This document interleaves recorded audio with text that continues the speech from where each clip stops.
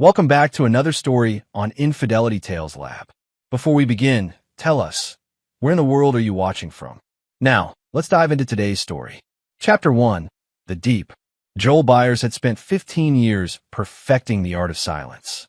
Not just the operational silence required aboard the USS Leviathan, where even a dropped wrench could mean the difference between invisibility and detection, but the deeper silence of a man who had learned that words were weapons best kept sheathed until the moment demanded their edge.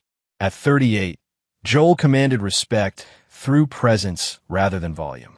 His crew called him Ice behind his back, not out of disrespect, but recognition of his unnerving calm under pressure.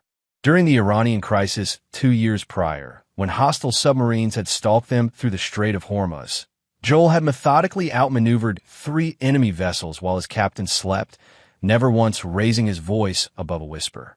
The Leviathan was home in ways his house in Virginia Beach had never been. Here, 200 feet beneath the Pacific surface, every system had a purpose, every man had a role, and betrayal was impossible. The ocean itself would punish disloyalty with swift, merciless death. Joel's personal quarters were Spartan. A narrow bunk, a desk barely large enough for his charts, and a single photograph. The picture showed his wife Candy and their 16-year-old daughter Miranda at last year's Navy Christmas party. Candy's smile seemed forced even then, her auburn hair perfectly styled, green eyes focused somewhere beyond the camera. Miranda, however, beamed with genuine pride, wearing Joel's old Navy pin on her dress. Daddy's little sailor. He'd called her since she was 5. Miranda was the one person who could crack Joel's legendary composure, the only soul he'd ever loved without reservation or strategy. His marriage to Candy had been different, calculated from the start. They'd met during shore leave in San Diego 7 years ago. She was beautiful, charming, and ambitious, working as a real estate agent with dreams of bigger things. Joel recognized her type. Someone who viewed marriage as advancement, not partnership. But she was also magnetic, the kind of woman who turned heads and sparked envy. For a man who spent months underwater, having such a wife waiting ashore felt like a trophy earned. Their courtship was brief, professional almost. Candy admired his rank and potential for promotion. Joel appreciated her social skills and the way she managed their household during his long deployments. Love, if it existed, was convenient rather than consuming. Miranda changed everything. From a moment Joel held his newborn daughter, he understood what people meant when they spoke of unconditional love. She became his anchor to the surface world, the reason he counted days until shore leave, the face that appeared in his mind during the longest, darkest patrols. Now, 3 weeks into their current deployment, Joel was reviewing sonar patterns when Communications Officer Preston Nolan approached with unusual hesitation. "Sir," Preston's voice carried an odd tension. "Priority communication for you. Personal emergency." Joel's blood temperature dropped 2 degrees. His physical response to potential crisis developed through years of submarine service. He followed Preston to the communications bay, noting how the younger officer avoided eye contact. The encrypted line crackled as Joel accepted the handset. "This is Lieutenant Commander Byers." "Joel." Candy's voice, but wrong somehow. Higher pitched, almost breathless. "Thank God. You need to know, Miranda's in the hospital. Critical condition." The words hit like depth charges, distant but devastating. "What happened?" "Accident at home. Head trauma." "Joel, it's bad. Really bad. The doctors." Her voice broke, but underneath the sobbing, Joel detected something his trained ear couldn't quite identify. Captain Stuart Barr materialized beside him, having monitored the emergency channel. "Son, we're in contested waters. Can't surface for 3 days minimum." "I understand, sir." Joel's voice remained steady even as his world tilted. "Candy, I need details. How did it happen?" The line carried ambient hospital sounds, monitors beeping, distant conversations. Then Candy's voice again, but not directed at the phone. "Thank God, his coward dad isn't here to complicate things." Joel's grip on the handset tightened. The words were clearly audible, meant for someone else in the room. Before he could respond, a new voice joined the call. "Sir, this is Dr. Elias Davidson. Your daughter was found unconscious with severe head trauma. We're monitoring for brain swelling, but the next 48 hours are critical." "Found?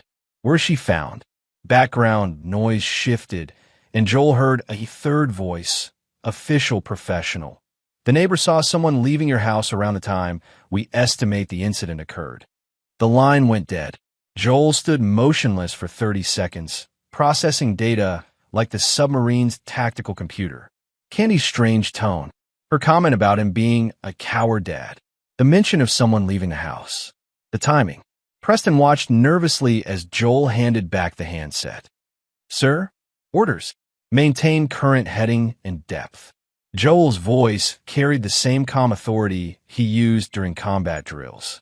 "Continue mission parameters." But inside, beneath the professional mask, something fundamental had shifted. Joel Byers had spent 15 years learning that the ocean punished deception and disloyalty without mercy or forgiveness. Now, it seemed the surface world required similar lessons.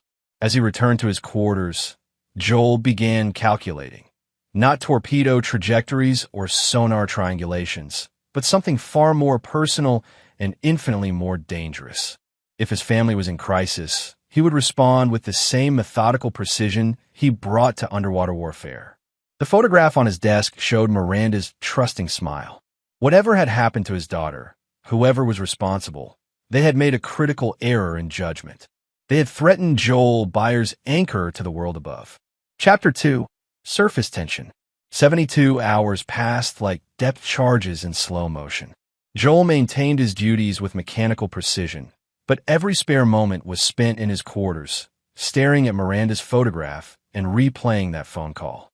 The more he analyzed Candy's words and tone, the more discrepancies emerged. Preston Nolan entered without knocking, a privilege Joel had granted only to the communications officer during emergencies. "Sir, another call.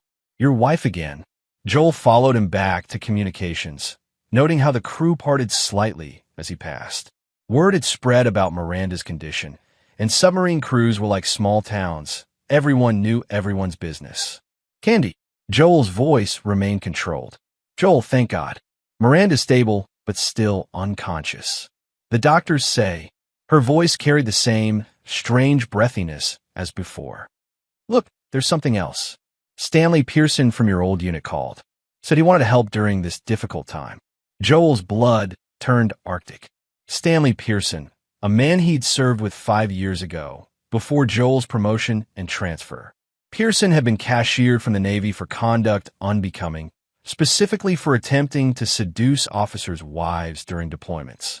The fact that Candy even knew Stanley's name sent alarm signals through Joel's tactical mind. "I don't remember giving you Stanley's contact information. He found me through social media. Wanted to offer support." Another pause, then Candy's voice again, not directed at the phone. "Don't worry, he's still underwater for 2 more days." This time, Joel was certain. Candy thought the line was muted or disconnected. She was speaking to someone else, someone she was reassuring about his location and availability. "Candy, who's with you?" "What?" "Oh, just hospital staff." "Joel, I need to go. The doctor wants to run more tests." "Wait, I want to speak with Dr. Davidson again." "He's not available. I'll call tomorrow." The line went dead again, but this time Joel was ready. He'd been recording the conversation on his personal device, a habit developed during intelligence briefings. Preston lingered nearby, clearly wanting to offer comfort, but uncertain how to approach his notoriously self-contained superior officer. "Preston, I need a favor. Personal, not operational." "Of course, sir. Contact your brother, the one who works for Virginia Beach PD. I need information about an incident report filed 3 days ago. My address." Discreetly, Preston nodded, understanding the gravity. Joel's brother Marcus was a detective with connections throughout the Virginia Beach law enforcement community. 6 hours later, Preston returned with a printout that made Joel's suspicions crystallize into cold certainty. The incident report was sparse but revealing. Miranda Byers, age 16, found unconscious in her bedroom by her mother. Head trauma consistent with a fall downstairs. "Mother, Candace Byers, stated she'd been at work during the incident.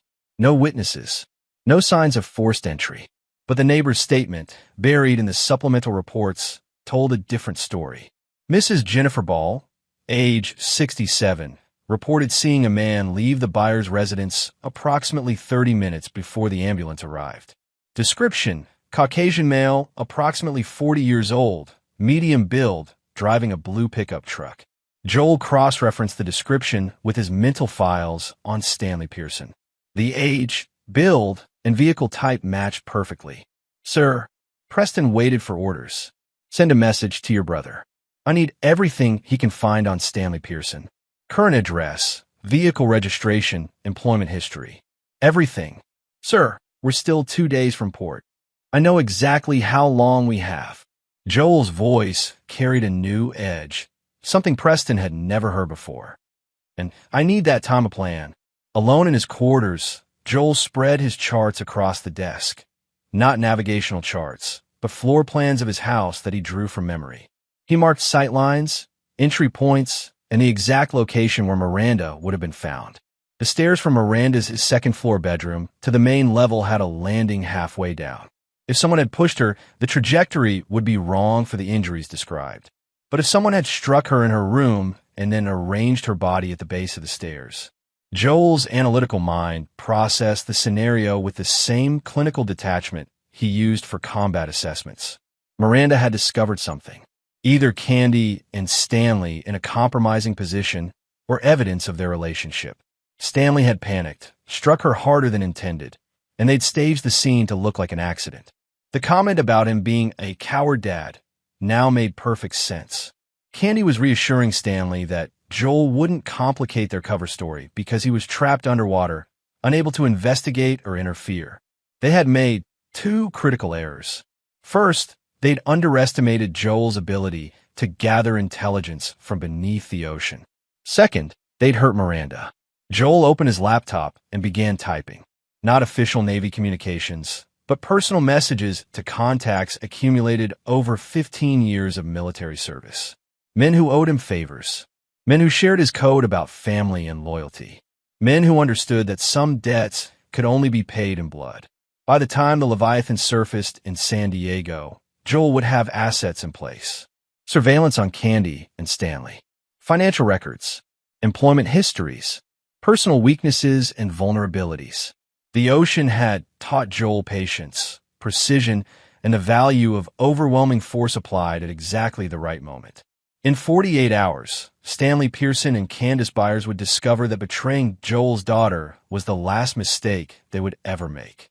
As he worked, Joel felt the familiar calm descend, the same state of focused clarity that had made him legendary among submarine crews. This was just another tactical problem requiring surgical solutions. Miranda's photograph watched from the desk as her father planned war. Chapter 3, Depth Analysis. The Leviathan broke surface under a gray San Diego dawn, water cascading from her hull like tears from a steel whale. Joel stood on the conning tower, breathing his first surface air in 3 weeks, tasting salt and freedom and the metallic edge of impending violence. His encrypted phone buzzed with messages accumulated during their ascent. 3 were from Candy, each more frantic than the last. 2 were from Marcus Nolan, Preston's detective brother. The final message came from a number Joel recognized, Garrett McDonald, his former master chief, now running private security in Virginia Beach. Garrett's message was characteristically brief. Package delivered. Sugar confirmed. All hands ready. Sugar, Mint surveillance was in place. Joel's network was operational. Preston approached with final communication logs. Sir, your brother-in-law called the boat directly. Says Miranda woke up yesterday, but isn't speaking yet. Doctors are cautiously optimistic. Relief flooded through Joel's chest, the first genuine emotion he'd allowed himself in 3 days. Miranda was alive, conscious, probably going to recover fully. But the fact that she wasn't speaking suggested trauma beyond physical injury. She'd seen something, remembered something. Joel's phone rang. Candy, calling right on schedule. Joel, thank God you're back on surface. When will you be home? Flying out tonight. How's Miranda? Better. She's awake now. and the doctors think she'll make a full recovery. It's such a relief. Candy's voice carried genuine emotion for the first time since this began. Maternal instinct, perhaps, or fear that her daughter might remember inconvenient details. I want to speak with her. She's still pretty out of it. Maybe when you get home. Candy. Joel's voice dropped to the register his crew knew meant absolute authority. Put my daughter on the phone. Now. A pause, then rustling sounds. Miranda's voice came through, weak but unmistakably hers. Daddy. The single word nearly shattered Joel's composure. Hey, little sailor. How are you feeling? Tired. My head hurts. A pause. Daddy, something happened. I know, sweetheart. We'll talk when I get home. Okay? Just rest. Mom says I fell down the stairs, but Miranda's voice faded as the phone was clearly taken away. She's exhausted, Candy said back on the line. The medication makes her confused. Doctor says memory issues are normal with head trauma. But Joel had heard what he needed. Miranda's tone carried the same uncertainty as his sonar operators when they detected something that didn't match their instruments. She knew the official story was wrong. I'll be home tomorrow morning, Joel said. Don't let anyone else visit until I arrive. Of course. Joel, I'm so sorry this happened while you were away. I feel terrible that I wasn't home to prevent it. Joel disconnected without responding. Candy's performance was improving, but she was still an amateur playing against a professional. The flight to Norfolk Naval Base gave Joel 8 hours to review the intelligence Garrett had compiled.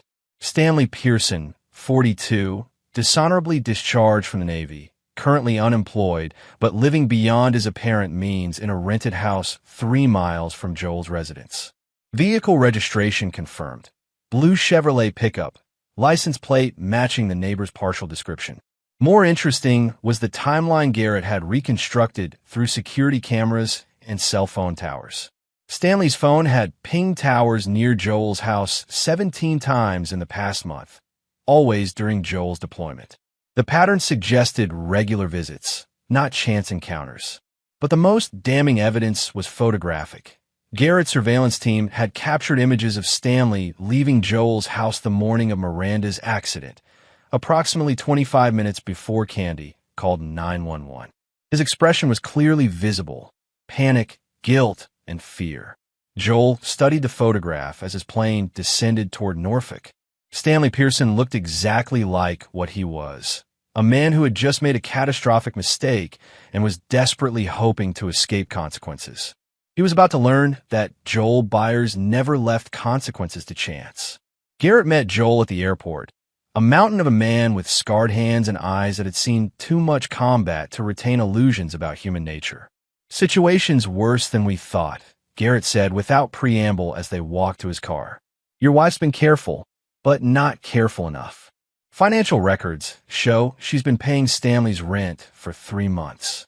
Credit card receipts put them together at hotels during your deployments. How long? Best guess. 6 months minimum. Maybe longer. Joel absorbed this information like tactical data. The betrayal was extensive, well-established, and apparently confident enough that they'd grown careless. That overconfidence would be their downfall. What's your assessment of Miranda's situation? Garrett's expression darkened. She walked in on them. Had a half. Stanley panicked, hit her harder than he intended. Then they staged the fall. If your daughter hadn't survived, but she did. Joel's voice carried the finality of a torpedo lock. And she's going to remember everything. As they drove toward Virginia Beach, Joel outlined his plan. It was comprehensive, merciless, and completely legal, at least on the surface. Joel had learned from the best submarine commanders that the most effective attacks were the ones the enemy never saw coming. By the time Candy and Stanley realized they were under assault, it would be far too late to mount any defense. Joel Byers was coming home, and he was bringing the full weight of 15 years of military training, tactical expertise, and carefully cultivated ruthlessness. The war was about to begin. Chapter 4. Home Invasion. Joel's house looked exactly as he'd left it 3 weeks ago.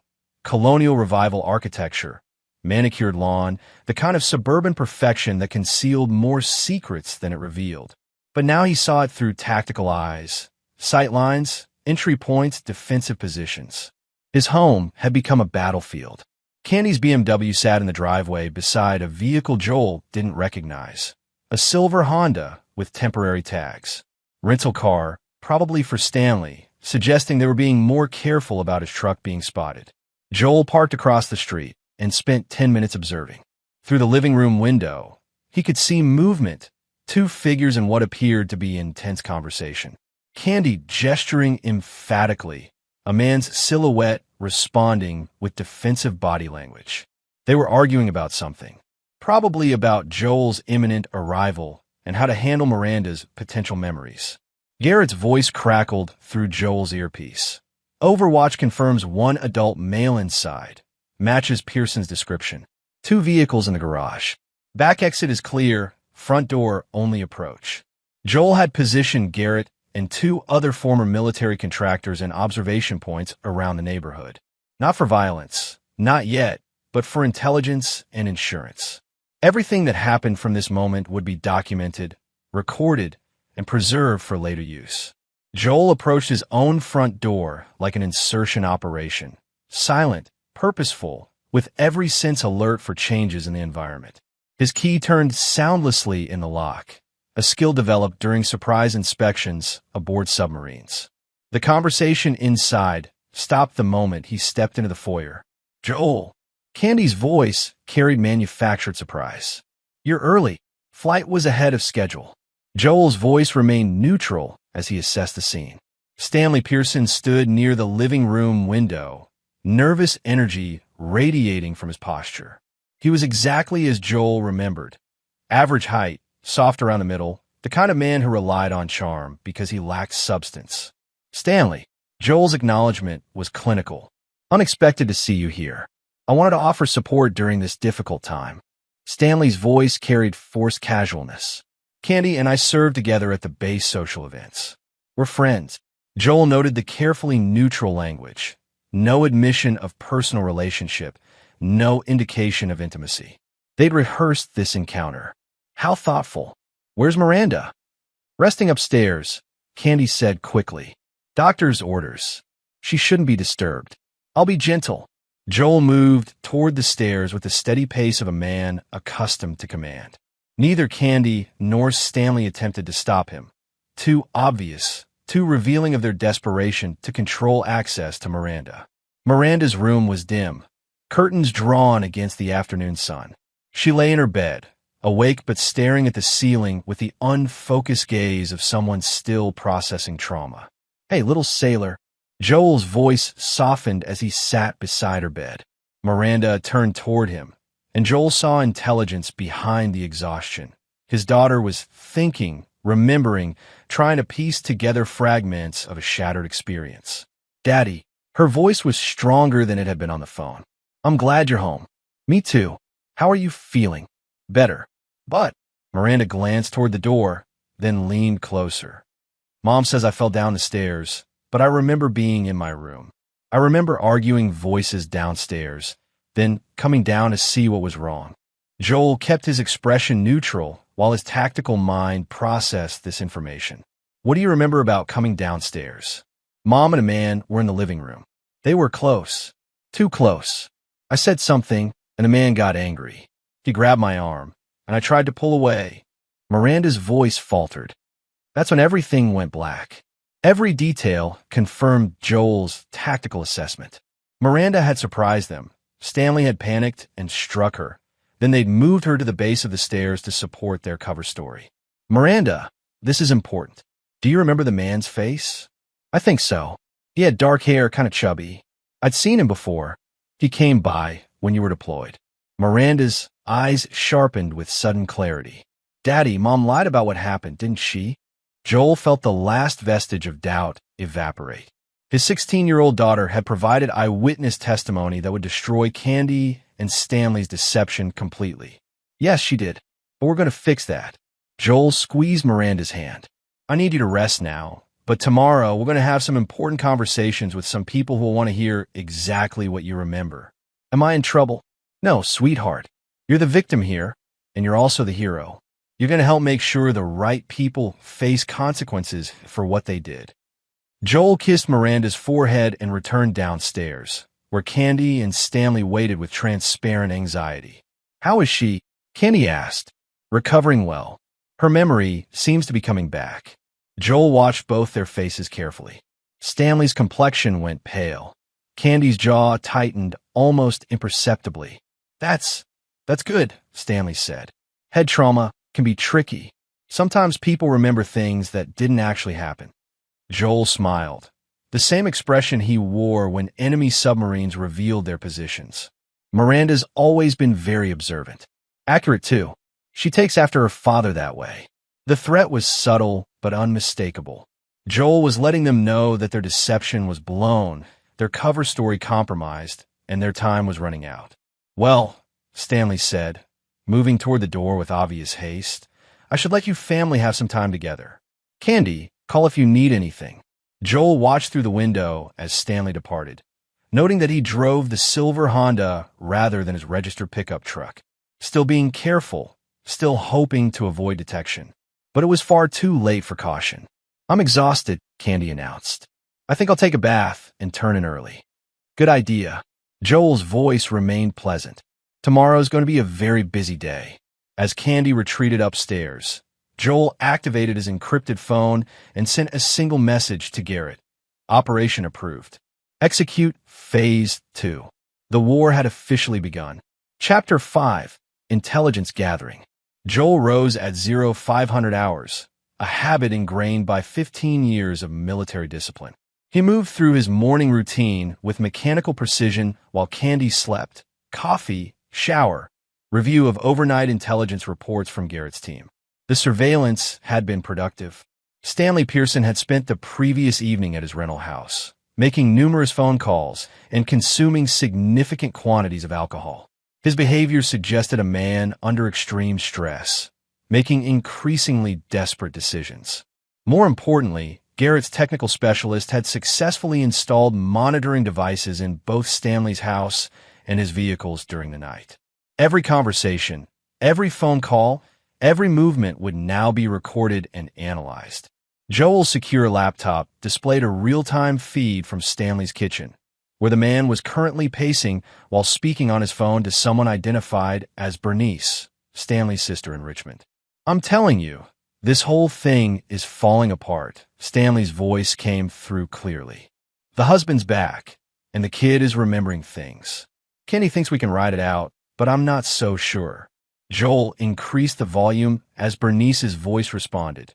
"Stanley, you need to get out of there. This was stupid from the beginning. Messing around with a Navy officer's wife? What were you thinking? It wasn't supposed to happen like this. The girl wasn't supposed to get hurt. But she did get hurt, and now you're looking at assault charges if she talks. Maybe attempted murder if they decide it wasn't an accident." Joel saved the recording and immediately forwarded it to Marcus Nolan, Preston's detective brother. This conversation alone would provide probable cause for arrest warrants, but Joel wanted more than arrests. He wanted total destruction. Upstairs, Candy was stirring. Joel heard the shower running, her daily routine beginning. He had perhaps 30 minutes before she came downstairs, 30 minutes to review his daughter's testimony with a clear, objective mind. Miranda appeared in the kitchen at 0630, moving carefully but independently. The head trauma was healing faster than expected, another indication that the injuries had been inflicted by an amateur who'd panicked rather than someone with genuine intent to cause permanent harm. "How do you feel about talking to some police officers today?" Joel asked as he poured orange juice for both of them. Nervous but ready. Miranda's voice carried determination that made Joel proud. "I want to tell the truth about what happened. The truth is all we need." Candy emerged 20 minutes later, dressed for success in a sharp business suit and carrying her real estate portfolio. Maintaining normalcy, keeping up appearances. "I have 3 showings today," she announced. "Miranda, stay home and rest. Joel, maybe you could take some leave to help with her recovery?" "Already arranged. I'll be staying close to home for the foreseeable future." Something in Joel's tone made Candy pause, her real estate smile faltering slightly. She was beginning to sense that the dynamics had shifted, that her control over the situation was slipping. That's good." Families should stick together during difficult times. After Candy left, Joel made 2 phone calls. The first was to Detective Elias Davidson, not the doctor from the hospital, but Marcus Nolan's partner in the Virginia Beach Police Department's Special Victims Unit. Davidson specialized in domestic violence and family assault cases, with a particular expertise in situations involving staged accidents. The second call was to Lieutenant Roberto Marks, Joel's former executive officer and current JAG Corps attorney. Roberto had left active duty to practice civilian law, but maintained his security clearance and his connections within the military justice system. Both men agreed to meet at Joel's house that afternoon to interview Miranda and review the evidence Garrett had compiled. Joel spent the morning with his daughter, helping her prepare for the interview while simultaneously gathering additional intelligence on Stanley's background. The picture that emerged was of a man with a pattern of predatory behavior toward military wives, financial problems, and a history of violence when confronted with consequences for his actions. At 1,400 hours, Detective Davidson and Attorney Marks arrived simultaneously, followed by Garrett's unmarked surveillance van. Joel's living room transformed into a command center, with recording equipment, legal documents, and tactical communications. Miranda's interview was devastating for Candy and Stanley's defense. She described the scene in clinical detail. Her mother embracing a man she recognized from previous visits, her confrontation with him, Stanley's violent response, and her certainty that the fall down the stairs was staged after she'd lost consciousness. This is textbook assault with intent to cover up adultery, Davidson concluded. Combined with the surveillance evidence and phone recordings, we have multiple felony charges. What's the timeline for arrests? Joel asked. I can have warrants by tomorrow morning, but I want to coordinate with the district attorney's office to ensure we're maximizing charges. This isn't just assault. It's conspiracy, false reporting, insurance fraud if they file claims, and potentially attempted murder if we can prove intent. Roberto reviewed the legal implications while Garrett provided additional surveillance footage. The case was solid, overwhelming, completely devastating for both defendants. But Joel wasn't satisfied with legal justice alone. I need them to understand the full scope of their mistake, Joel said quietly. Prison sentences are just the beginning. Davidson and Roberto exchanged glances, recognizing the tone of a man who had calculated beyond conventional justice. Joel, Roberto said carefully, whatever you're planning, make sure it stays within legal boundaries. These people aren't worth compromising your career or freedom. Joel's smile was arctic. Everything I'm planning is completely legal, but that doesn't mean it will be merciful. As the meeting concluded, Joel activated his next phase, financial warfare. By evening, both Candy and Stanley would discover that their credit had been destroyed, their employment terminated, and their assets frozen pending criminal investigation. The submarine had surfaced, and Joel Byers was bringing the full weight of his network to bear against the people who had dared to hurt his daughter. Chapter 6. Battle Stations.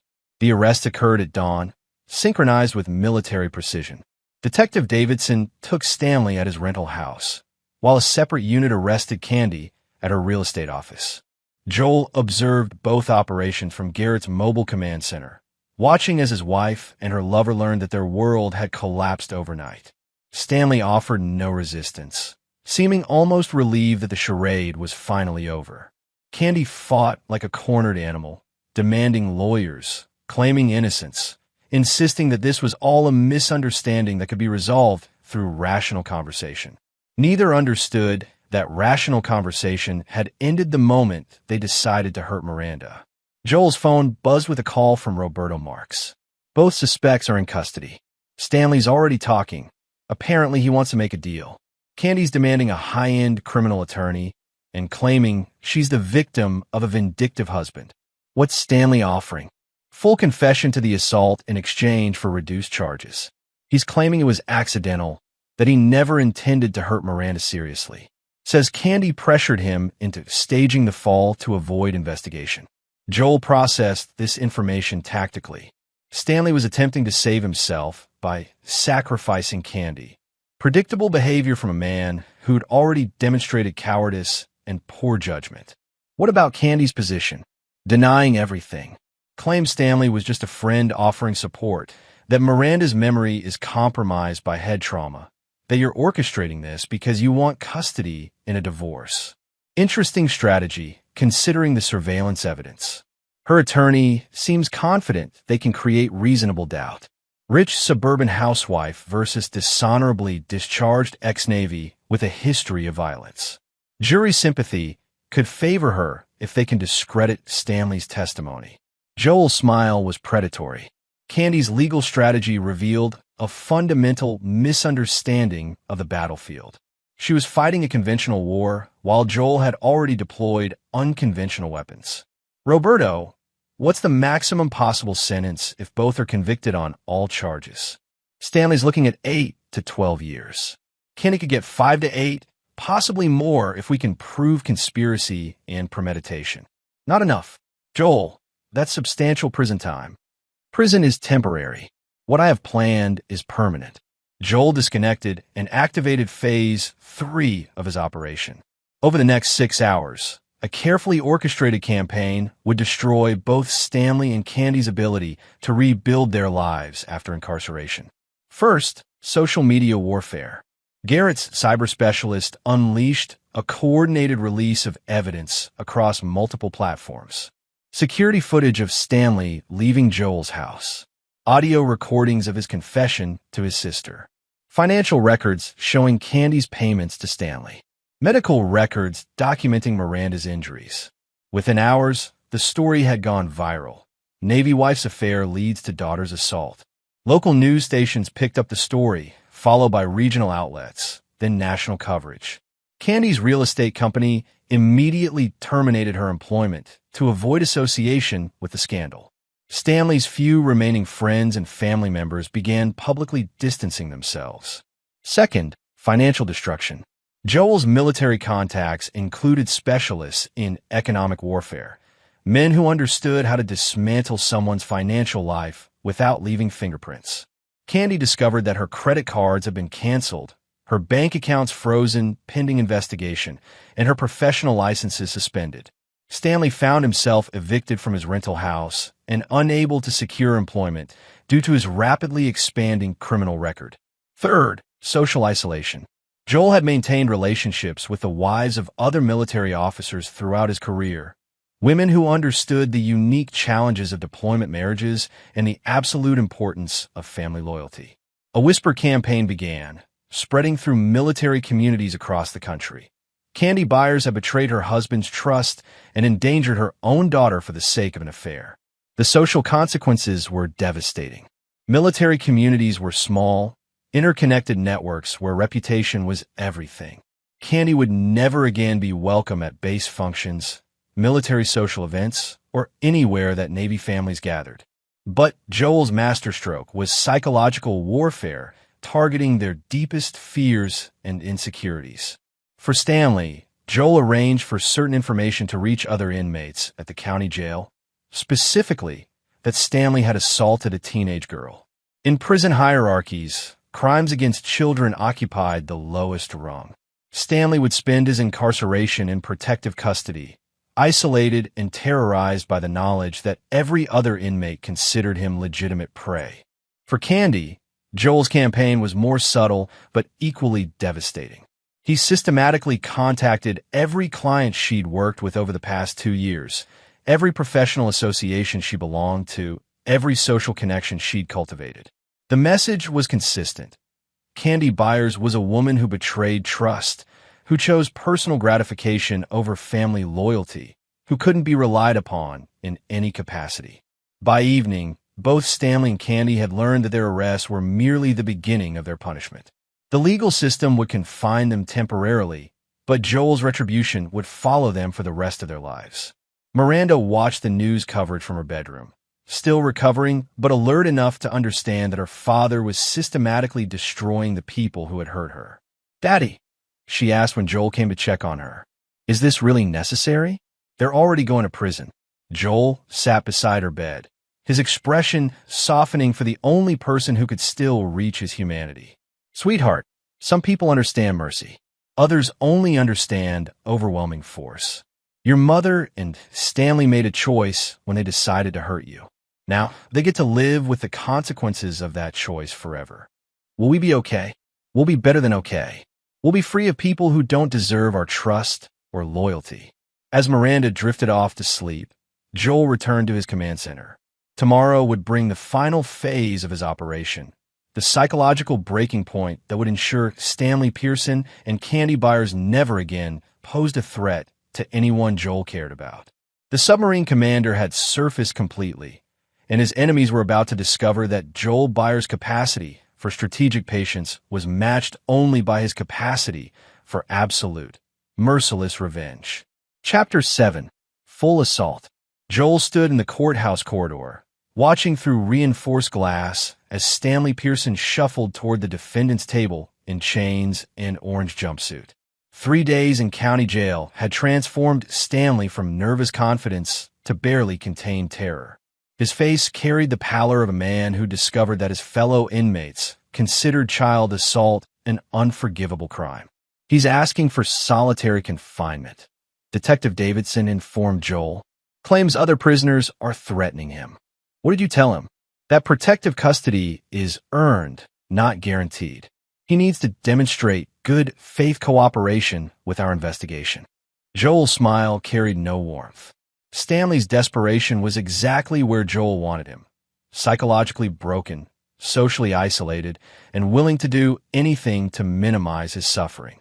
Candy entered the courtroom with her high-priced attorney, a silver-haired shark named Oliver Lockwood, who specialized in defending wealthy defendants against embarrassing charges. She'd managed to make bail through her family's money, but the 3 days in custody had stripped away her veneer of suburban sophistication. Dark circles under her eyes, nervous fidgeting, constant glances toward the gallery where Joel sat with Miranda. Roberto Marks approached with final updates. Stanley's attorney is pushing hard for a plea bargain. Full confession, complete cooperation, testimony against Candy in exchange for minimum sentencing. The DA's considering it. And Candy's position? Still claiming innocence. Lockwood thinks he can convince a jury that Stanley acted alone, that Candy was as much a victim as Miranda. Joel studied his wife's profile as she conferred with her attorney. Candy still believed she could manipulate her way out of consequences, that her charm and social status would overcome evidence and testimony. She was about to learn otherwise. Your Honor, the prosecutor began, the state has additional evidence that has come to light since the defendant's arrest.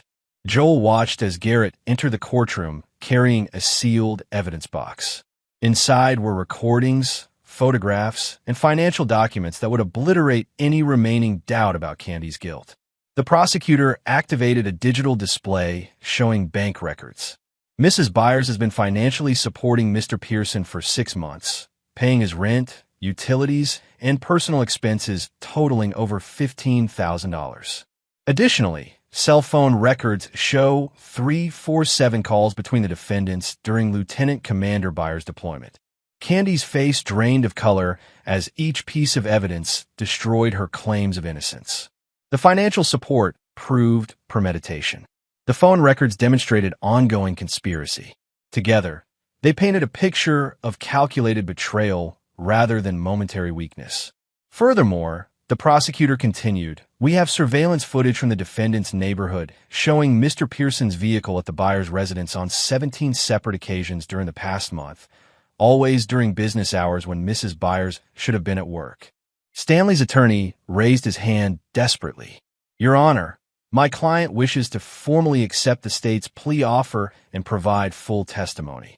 Mr. Pearson, the judge asked, do you understand that you're waiving your right to trial and agreeing to testify against your co-defendant? Stanley's voice was barely audible. Yes, Your Honor. I want to tell the truth about what happened. Joel watched Candy's expression as her lover publicly betrayed her. Shock, rage, desperation, and finally a kind of broken recognition that her carefully constructed world was disintegrating. Stanley's testimony was comprehensive and devastating. He admitted to the affair, described their plan to wait out Joel's deployment, and provided explicit details about Miranda's assault. Most damaging, He revealed that Candy had suggested staging the fall to avoid investigation. She said we needed to make it look like an accident, Stanley testified. Said her husband would never question a simple fall, especially if he was stuck underwater during the investigation.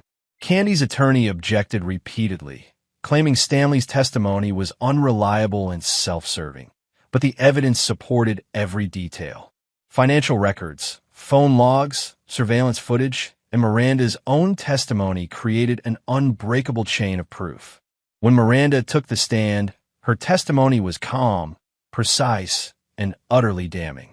She described the scene she'd witnessed, Stanley's violent response, and her certainty that the fall had been staged while she was unconscious. I remember my mother checking my pulse before calling 911, Miranda said quietly. She waited to make sure I was still alive before reporting the accident. The gallery erupted in whispers. Even Candy's own family members, who'd attended to support her, looked shocked by the implications. Candy hadn't just covered up the assault. She'd calculated whether her daughter would survive before deciding how to proceed. Joel felt a cold satisfaction as the jury absorbed this revelation. Candy had revealed herself as a woman capable of prioritizing her own interests over her daughter's life. No amount of legal maneuvering could overcome that fundamental betrayal of maternal instinct. During recess, Joel intercepted Candy outside the women's restroom. They faced each other in the empty hallway, husband and wife, now irreconcilable enemies. "This isn't over," Candy said quietly. "You think you've won, but I still have options." "What options?" Joel's voice carried the same clinical detachment he used during combat briefings.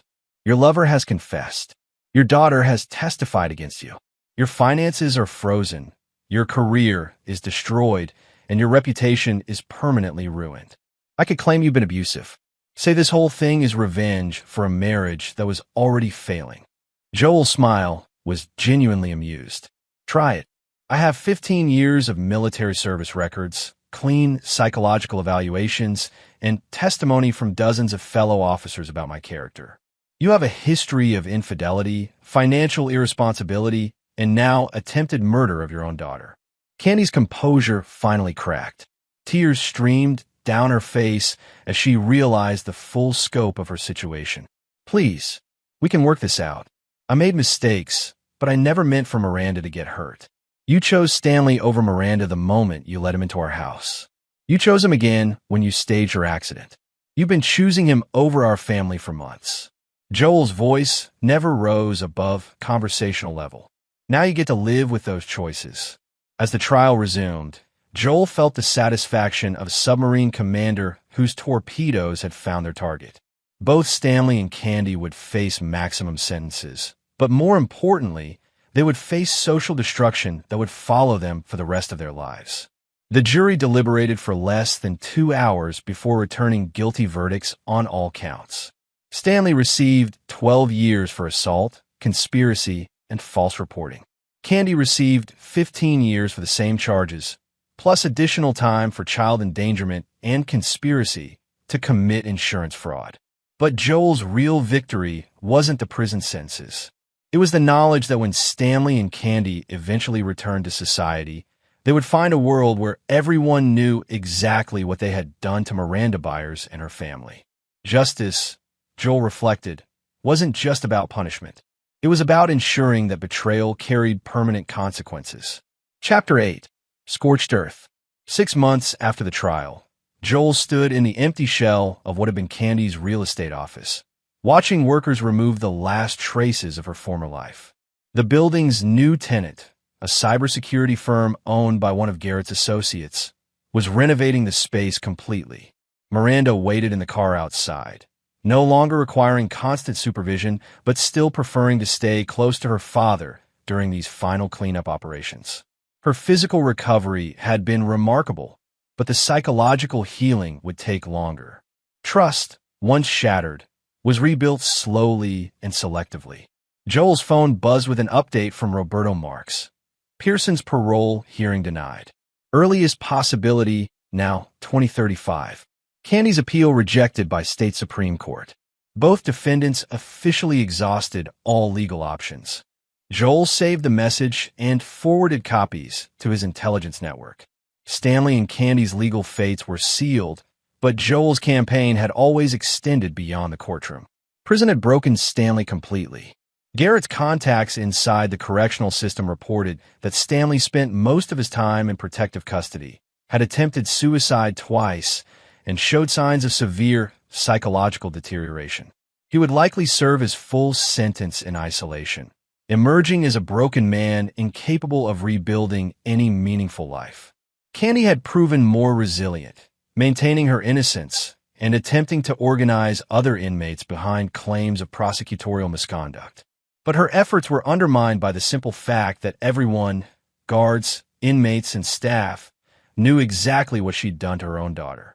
Maternal betrayal was universally despised, even in prison. More importantly, Joel's external campaign had ensured that both defendants faced permanent social exile. Their names appeared on dozens of websites dedicated to documenting crimes against children. Their photographs and conviction details were preserved in databases that would be discovered by any future employer, landlord, or potential partner. Joel had also quietly contacted Candy's extended family, parents, siblings, cousins, providing them with complete documentation of her crimes. The family had responded by formally disowning her, removing her from wills and trusts, and making it clear that she would receive no support upon release. Stanley's situation was even worse. His sister Bernice, whose recorded conversation had provided crucial evidence, had changed her name and moved across the country to escape association with his crimes. His few remaining friends had publicly denounced him after news coverage revealed his pattern of targeting military wives. "Daddy," Miranda's voice came through Joel's earpiece. "Are you finished in there?" "Almost done, sweetheart." Joel took a final photograph of the empty office, then joined his daughter in the car. "How are you feeling?" "Good. Ready to move forward." Miranda's voice carried a strength that made Joel proud. His daughter had endured betrayal and violence, but she'd emerged with her integrity intact and her loyalty uncompromised. They drove through Virginia Beach toward their new house, a fortress-like structure in a gated community where Joel could ensure his daughter's absolute security. The old house had been sold within days to another Navy family, its association with scandal apparently having minimal impact on market value. Joel's own life had stabilized into a new pattern. He'd accepted promotion to full commander and a position at the Pentagon, allowing him to remain close to Miranda while advancing his career.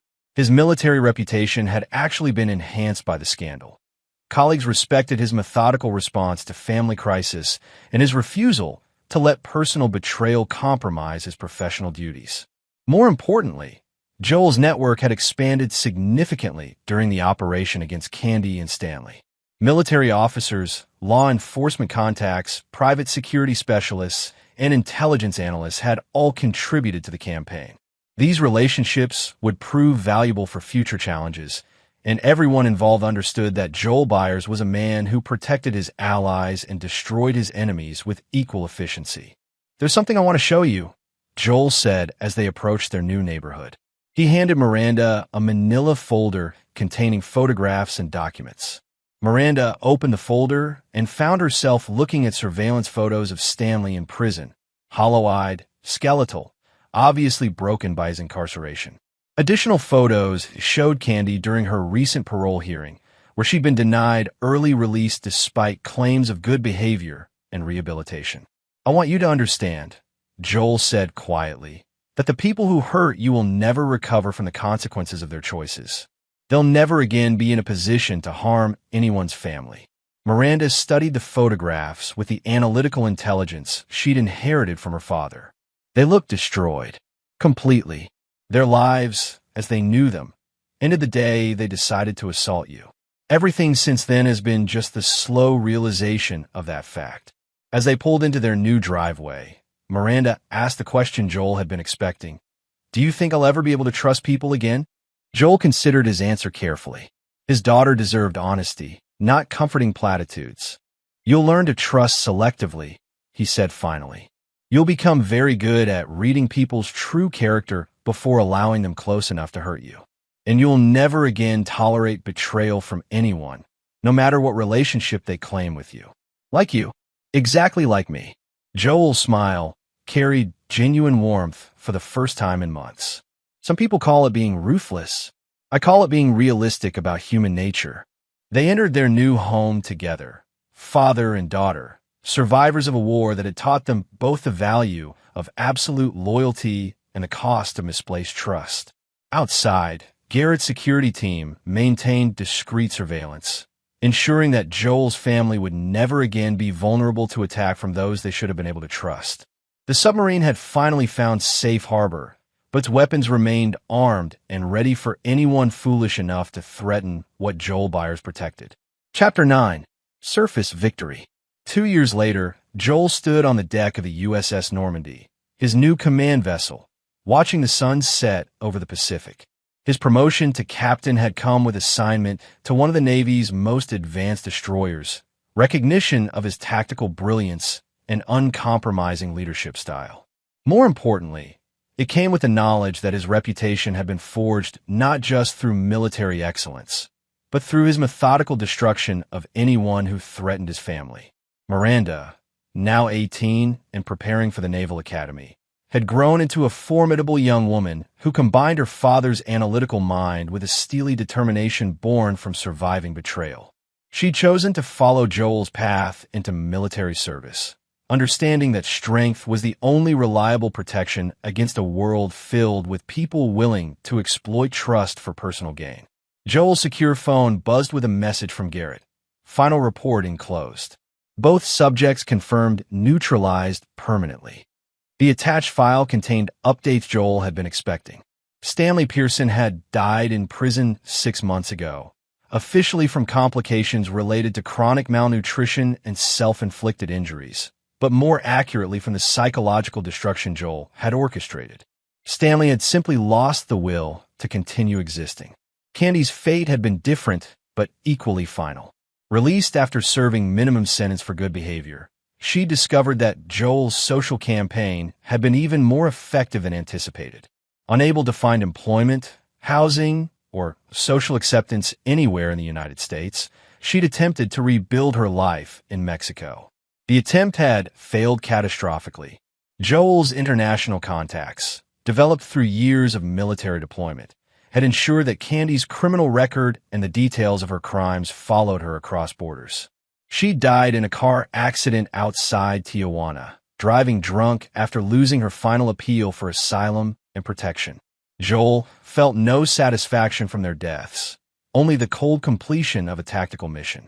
Stanley and Candy had threatened his daughter, betrayed his trust, and demonstrated their willingness to prioritize their own desires over an innocent child's welfare. Their destruction had been inevitable from the moment they'd made those choices. Preston Nolan, now Joel's executive officer, approached with evening reports. Captain, all departments secured for the night. Any special orders? Maintain standard watch rotation. I'll be in my quarters reviewing tomorrow's training exercises. Joel's quarters aboard the Normandy were even more Spartan than his submarine cabin had been. A narrow bunk, a desk for charts and communications, and a single photograph. Miranda, in her academy uniform, smiling with the confident pride of someone who understood her own strength. Joel opened his laptop and reviewed intelligence reports from his growing network of contacts. Military officers whose wives had been targeted by predators like Stanley. Law enforcement officials who understood the importance of protecting military families. Private security specialists who shared Joel's philosophy about permanent solutions to recurring problems. Over the past 2 years, Joel had quietly assisted in 17 similar situations. Unfaithful spouses who'd endangered their children. Civilian criminals who'd targeted military families during deployments. Financial predators who'd exploited military wives' loneliness and isolation. In each case, Joel had provided tactical advice, resource connections, and strategic planning to ensure that threats were neutralized completely and permanently. His network had grown into an informal but highly effective organization dedicated to protecting military families from those who would exploit their service and sacrifice. None of these operations had required violence. Joel's reputation was now sufficient that most threats were treated when they learned of his involvement. Word had spread through military communities that Captain Joel Byers was a man who protected his allies with the same methodical precision he used to destroy his enemies. Joel's phone rang with a call from Miranda, now in her second year at Annapolis. "Hi, Dad. How's the Pacific treating you?" "Same as always. Vast, unpredictable, and full of hidden threats." "How are your studies?" "Challenging, but manageable. I'm particularly enjoying the tactical courses. Professor says I have an instinct for strategic thinking." Joel smiled at the pride in his daughter's voice. "That's genetic. Your grandfather was the same way during his Army service." "Dad, there's something I wanted to ask you." Miranda's tone became more serious. "Some of my classmates have been asking about what happened to Mom and Stanley. There's still news articles online, and people are curious. What do you tell them?" "The truth. That they chose to betray our family and assault me, and that they face the appropriate consequences for those choices." "How do people respond?" "Most are supportive. Military families understand that loyalty isn't negotiable. But a few seem to think you went too far, that everyone deserves second chances and forgiveness." Joel considered his response carefully. His daughter was old enough to understand the philosophical implications of his choices, mature enough to make her own decisions about mercy and justice. "Miranda, what do you think about second chances?" "I think second chances are earned through genuine repentance and changed behavior. I think some actions, like assaulting your lover's daughter to cover up adultery, demonstrate character flaws that can't be reformed." Miranda's voice carried the same clinical detachment Joel used during tactical assessments. "I think Mom and Stanley got exactly what they deserved. And the people who criticize that position, they've never been betrayed by someone they trusted completely. They don't understand that some bridges, once burned, can never be rebuilt." Joel felt a deep satisfaction listening to his daughter's analysis. Miranda had inherited his strategic mind, but more importantly, she learned the crucial lesson that survival required the ability to identify and eliminate threats without sentiment or hesitation. "I'm proud of you," Joel said simply. "I learned from the best." After the call ended, Joel returned to his evening reports, but his mind remained focused on the larger picture. Miranda would graduate from the academy in 2 years, begin her own military career, and eventually face her own challenges with loyalty and betrayal. When that time came, she would be prepared. She would understand that mercy was a luxury reserved for those who had earned it, that trust was granted selectively and withdrawn permanently when abused, and that the only reliable protection against betrayal was the demonstrated capacity for overwhelming retaliation. Joel had spent 4 years transforming his personal tragedy into a comprehensive victory. Stanley and Candy were dead. Miranda was thriving. His own career had advanced beyond his highest expectations, and his network of allies had grown into a force capable of protecting military families throughout the Navy. Standing on the deck of his destroyer, watching stars emerge in the darkening sky, Captain Joel Byers understood that he had achieved something few men ever managed: absolute victory over those who had dared to threaten what he protected. The submarine had not only surfaced, but had become the flagship of a fleet dedicated to ensuring that betrayal carried swift, merciless, and permanent consequences. In the depths of the Pacific, Joel Byers had found his peace, not through forgiveness